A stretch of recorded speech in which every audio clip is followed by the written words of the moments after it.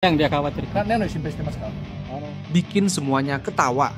Mantan pelatih Jepang malah ngomong konyol gini jelang Jepang versus Timnas Indonesia. Kualitas Jay Idzes terbukti lawan Inter Milan di Serie A. Begini hasil akhir laga Venezia versus Inter Milan. Pengakuan mengejutkan Hoki Caraka Jelang lawan Jepang di kualifikasi Piala Dunia 2026. Begini katanya.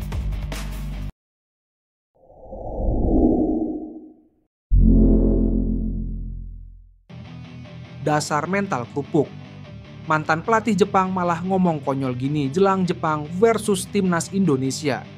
Mantan pelatih Timnas Jepang, Takeshi Okada menyampaikan pernyataan yang mendukung bahwa Samurai Biru mungkin khawatir dengan dukungan masif fans Timnas Indonesia di Stadion Utama Gelora Bung Karno, SUGBK, Senayan, Jakarta pada 15 November mendatang. Pasalnya, Okada berharap supporter Timnas Indonesia tidak memenuhi Stadion GBK saat Garuda menjamu Jepang dalam matchday kelima grup C putaran ketiga kualifikasi Piala Dunia 2026 zona Asia itu. Stadion GBK diketahui mampu menampung sekitar 77.000 penonton.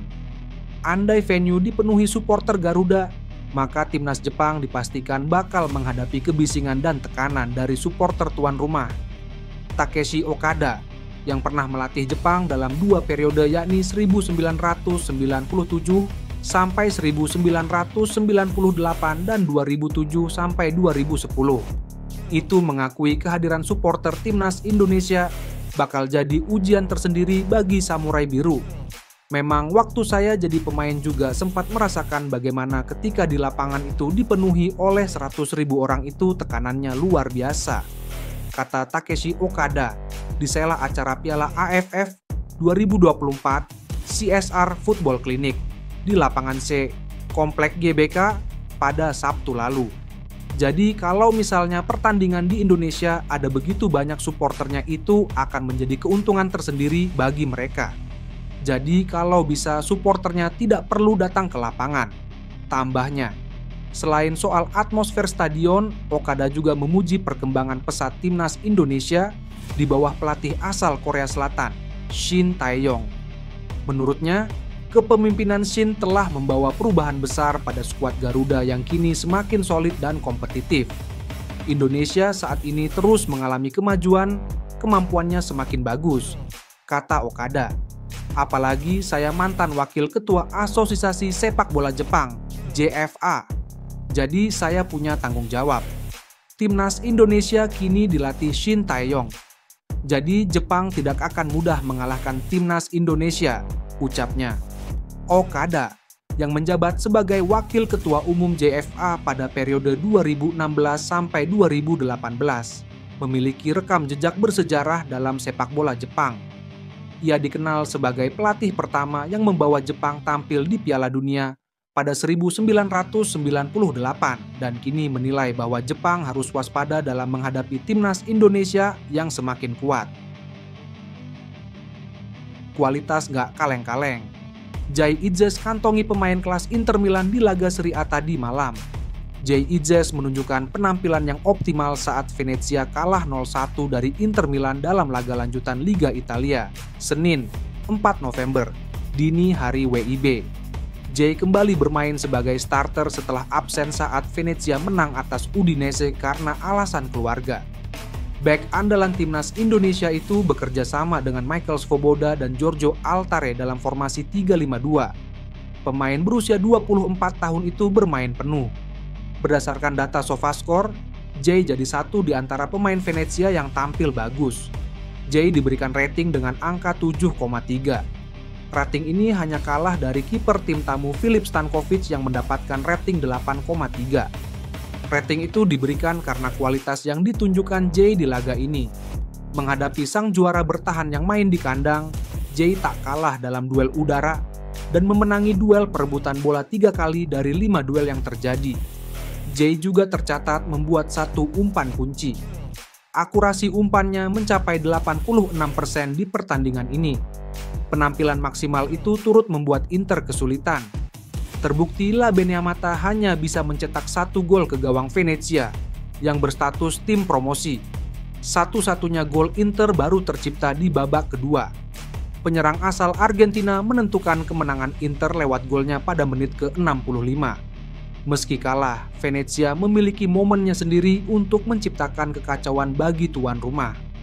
Salah satunya terjadi berkat kontribusi Jay Itzes pada menit ke-41. Secara brilian, kolektor 7 Caps timnas Indonesia tersebut melakukan overlap dari wilayah sendiri ke pertahanan Inter.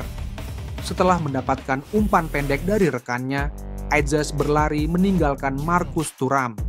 Dia lalu menerobos barikade Nicolo Barella dan Denzel Dumfries di sisi kiri. Setelah berada di ruang kosong, pemain kelahiran Belanda melepaskan crossing ke tengah kotak penalti dengan kaki kiri. Umpan Itzes disambut kaki Joel Pohjanpalo dan meluncur tepat ke tandemnya, Gaetano Oristanio. Oristanio berhasil menyodok bola ke arah gawang, tapi dimentahkan secara ajaib oleh kiper Inter Milan Jan Sommer.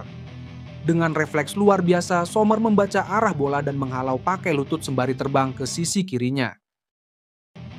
Bikin kaget. Striker timnas Indonesia langsung ngomong gini, jelang timnas Indonesia versus Jepang di kualifikasi Piala Dunia. Penyerang PSS Sleman, Hoki Caraka, mengakui dipanggil timnas Indonesia kembali menjadi ajang terus belajar dan bekerja keras. Striker PSS Sleman, Hoki Caraka, kembali mendapat panggilan timnas Indonesia untuk FIFA Matchday November 2024. Pada Minggu, 3 November 2024, Hoki Caraka baru saja mengantarkan PSS Sleman menang 2-0 atas Persis Solo di Stadion Manahan Solo. Saat ditemui di Stadion Manahan, Solo, Hoki mengaku bersyukur dengan kemenangan PSS kali ini karena berhasil mengangkat timnya untuk sementara keluar dari zona degradasi.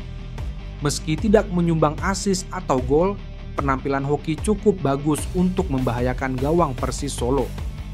Pertandingan hari ini cukup baik, akhirnya kita bisa keluar dari zona degradasi, kata Hoki. Dan semoga bisa membangkitkan semangat anak-anak untuk laga ke depan, tambahnya. Kembalinya ia di timnas Indonesia dimaknai Hoki sebagai ajang, terus belajar dan bekerja keras. Seluruh pemain yang dipanggil timnas Indonesia terbukti layak. Hanya kerja keras di latihan yang membedakan. Yang pasti persaingan di timnas Indonesia cukup ketat ya, kata Hoki.